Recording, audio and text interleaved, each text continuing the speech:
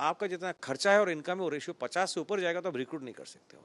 अब देखिए हम पैसा नहीं मांगे हैं, अब सरकार बोल रहा है कि स्केल 4 एंड अबव जो हमारे ऑफिसर है उसको बिन मांगे 15-15 लाख रुपया, किसी को 20 लाख, किसी को 30 लाख रुपये उसको इंसेंटिव दिया जाएगा। यूनियन इसको अपोज कर रहा है बिकॉज यूनियन समझ रहा है कि एक प्लॉय है, पर वो आपका डिफाइन कोई सैलरी नहीं रखेगा, फील्ड में डिवाइड कर देगा ऑफिसर के अंदर में कि इसको देखो, इसको 365 दिन का पीएल है और आपको 15 दिन का पीएल है। एक एक ब्रांच में एक स्केल 4-5 ऑफिसर रहता है, उसमें 1-2-3 मेजर, आपका 90% ऑफिसर स्केल 1-3 में है और 10% 4 एंड अबव है। उनको आप सारा साल का पीएलआई देंगे और इनको आप 15 दिन का देंगे, ये भी डिवाइड है। उसके ऊपर क्या मेरे बैंक, हमारे बैंक इतना ले सकता है? ये पब्लिक का पैसा है, आपका पैसा है। शेयर होल्डर उसको सवाल करे कि इतना पैसा आप क्यों लुटा रहे हो? एक तरफ से आप बोल रहे हो कि हम रिक्रूट नहीं कर पा रहे हैं बिकॉज हम कॉस्ट इफेक्टिव नहीं है, एक तरफ से आप 6-6 हज़ार करोड़ साल का, 5 साल में 30,000 करोड़ का आप उसमें लुटा रहे हो। जो मेरा सैलरी का वेज निगोशिएशन में 12,000 का बिल आता है उसको आप लुटा रहे हो। कुछ नहीं, आप डिवाइड कर ले। एजेंडा ये है, आप देखेंगे कि अभी एमडी भी प्राइवेट सेक्टर से बोला स्टेट बैंक में लेने के लिए,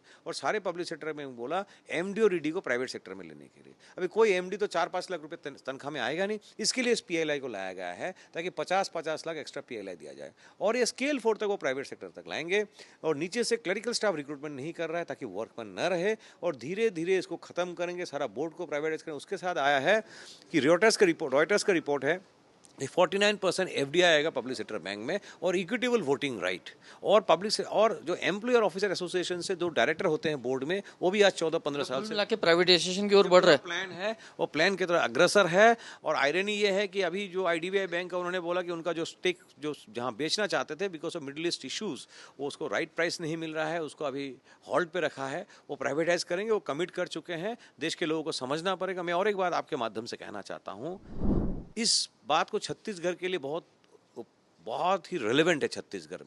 छत्तीसगढ़ में इसका जो एसेट्स है वो किसका है?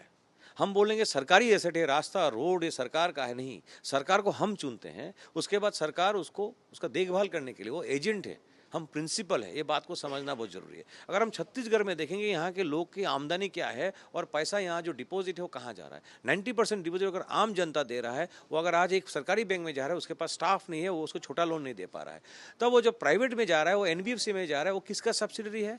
वो प्राइवेट के बड़े बैंक वो सब्सिडी चलाते हैं और उसको हाई इंटरेस्ट रेट में 18-20-22% रेट में दिया जाता है।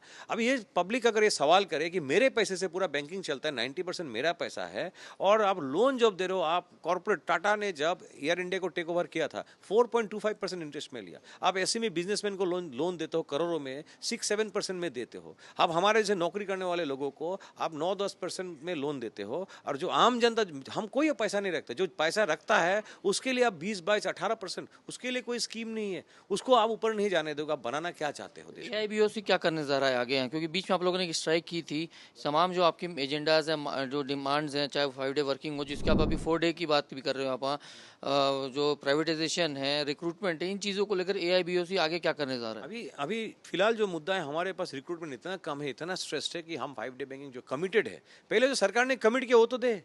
सरकार बोलती है कि हम जो बोलते हैं हम कमिटमेंट को रखते हैं। आपने एग्रीमेंट साइन किया, आपने इशारा किया, इस देश में बिना इशारे के कोई आईबीए भी साइन नहीं कर सकता उस एग्रीमेंट को। एग्रीमेंट क्यों साइन किया? मतलब कहीं ना कहीं से हिंस था, उसके बाद आप क्यों नहीं करोगे? पहले उसको दीजिए। उसके बाद बहुत सारे मुद्दे, वो भी हमारा स्ट्राइक का मुद्दा है, उसके ऊपर डिस्कशन चल रहा है, और इससे जैसे वो आगे बढ़ेंगे वैसे ही यहाँ पे मुद्दा बहुत ही स्ट्रांग ये होगा। और पीएलआई अगर स्केल 4 के अबव उन्होंने पीएलआई क्रेडिट कर दिया तो सारे बैंक में, सारे भारत में जितने ऑफिसर है व्हाट्सएप ग्रुप एग्जिट करेंगे, एजिटेट करेंगे कि ये हो ही नहीं सकता है कि एक ही बैंक में एक ही काम करे, किसी को 15 दिन का देंगे और किसी को 365 दिन का देंगे। हम ये पैसा चाहते नहीं, हमारा भी जो 15 दिन का है वो भी हम लौटा देंगे, हमको नहीं चाहिए। हमको तनख्वाह बैंक अच्छा देता है, हम उससे चलेंगे। ऐसे डिवाइड एंड रूल करके बैंक को प्राइवेटाइज करने का जो स्ट्रेटेजी है, हम उसको सरकार को करने नहीं देंगे। चलिए, रूपम रॉय जी हैं, एआईबीओसी के जनरल सेक्रेटरी हैं, जिनसे बात